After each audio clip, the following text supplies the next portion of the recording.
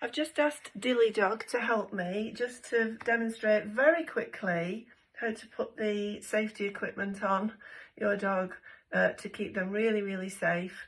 So first things first, what we want is we want a really nice buckle collar, a proper buckle collar that doesn't slip, that doesn't grow as your dog stretches it. So we go for ankle. And what we want to make sure is that when we're going out for a walk, when we're going out for a walk, the collar is really tight, so you can hardly get one finger in. You can see I can get lots of fingers in there. That's no good. So in order to go out safely, because you can pull that over the top of the head, I'm going to tighten it another buckle. It's less likely to go over her head, but I'm going to make it uncomfortably tight in order to take her safely out for a walk. So what I would like you to do is not be able to get two fingers in, but to be able to get one finger. So you can see you can just get one finger up there between the collar and the neck. I'm going to slacken that off now, but we want it that uncomfortably tight for when you're out for a walk. So we're going to pop the GPS on the buckle collar, because if that buckle collar is not going anywhere, if you lose your dog for any accident that occurs at all, then you are you're going to be safe, because you're going to be able to have that GPS on. So I've just put the GPS on the collar. The next thing we're going to do is we're going to put the half martingale collar on. And what we're doing is we're just going to make sure by putting a little tag off your sliced bread, a little tag on the ring where you would attach the lead. If you attach the lead in the wrong place, this ring or this ring, there will be no, you're bored. There will be no tightening of that at all.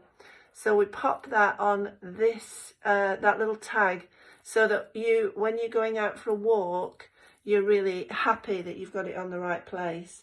Pop that over Dilly's nose. Dilly, 1, 2, 3. We're going over. Did we put that on? 1, 2, 3. Demonstrate it with Molly, because she loves having it on. So that when that tag is pulled tight, that collar cannot go anywhere, because those two pieces of fabric are pulled together and that can't slip over the head. If you don't set it when it pulls tight, then it's going to slip over the head. We do not want that collar coming off. We want, if in an emergency situation, which happens in a heartbeat, you haven't got any forewarning for it, your dog will go from 0 to 100 in a nanosecond. You want that to be automatically in place, so that if they pull back from you, it's automatically there. So the technique is to get behind them, really. So if you're in front of your dog and they're pulling away from you, you kind of face to face and they're pulling in the opposite direction, very quickly do your best to get behind them, to the side or behind them, and pull your leads vertical, so that at least they're safe. The panic will go. It might take minutes or seconds, but it will subside. And then you can reassure your dog and go about your business. So now I'm going to pop the harness on. This is the Freedom No Pull harness by 2 Hounds.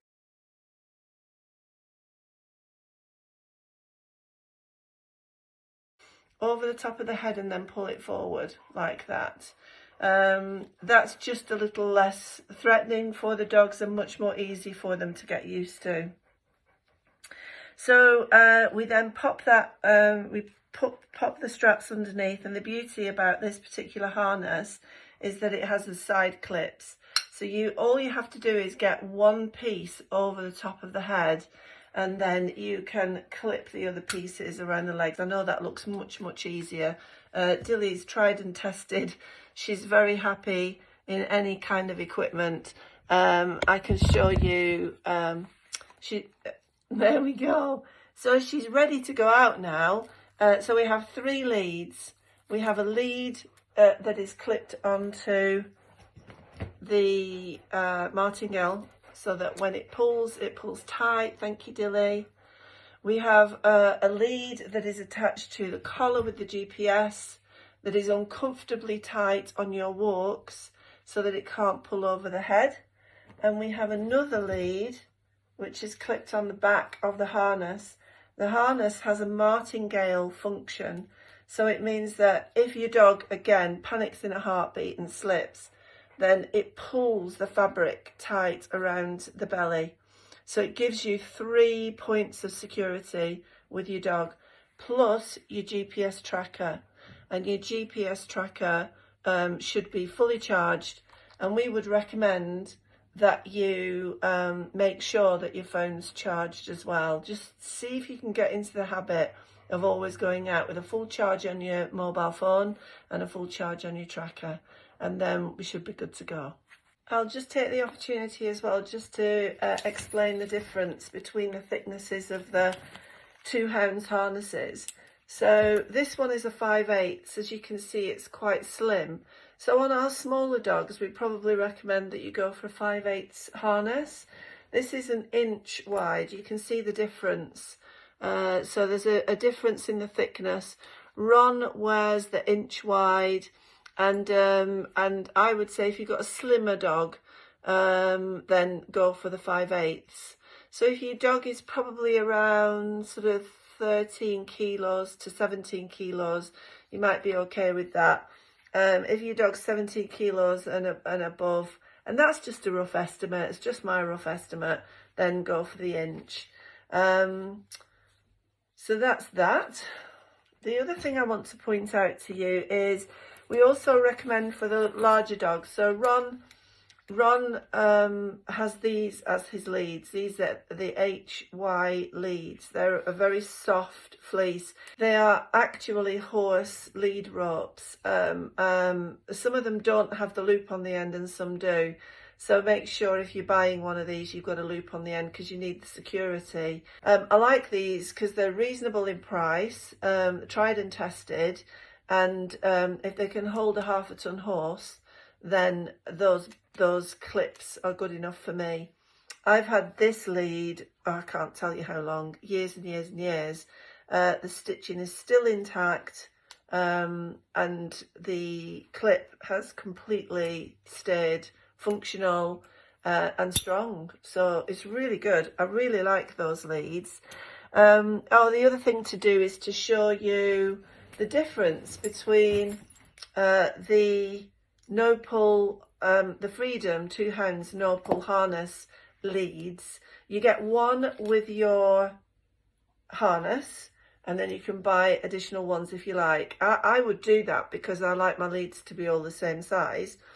And the difference in the clips is like this. These are really strong, but I wouldn't want Ron on this, if I'm honest. I won't run on this because he's big, he's athletic, he's fast.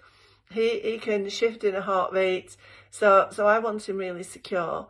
Whereas with the littler dogs like Ruby and Molly and Kimber Rhea, you want a smaller, less obtrusive. You don't want to be putting a big clip around the neck under here or on their backs even. So, and they don't need it. So that's the difference in those 2 leads. If you don't go for these leads and go for the recommended Halty training leads, they're similar to this. So they have a similar clip to this. They have a similar length to this, nice 6 foot. This is also a 6 foot. Finally, I'm just going to show you what I do. So with Ron, I learnt my lesson early on. He got spooked by his lead trailing in some autumn leaves. I was stupidly on the phone at the same time. I can remember it as clearly as it was yesterday. And he spooked and he ran and I dropped his lead. And it wasn't a great outcome. I got him back, obviously, but it was terrifying, utterly terrifying. And he did run off. So hence we've learned, so let Ron be our prototype, get your GPSs on your dogs, This is from personal and very painful experience where we've been out looking for other dogs that have slipped their leads as well. So let's not have that happen again.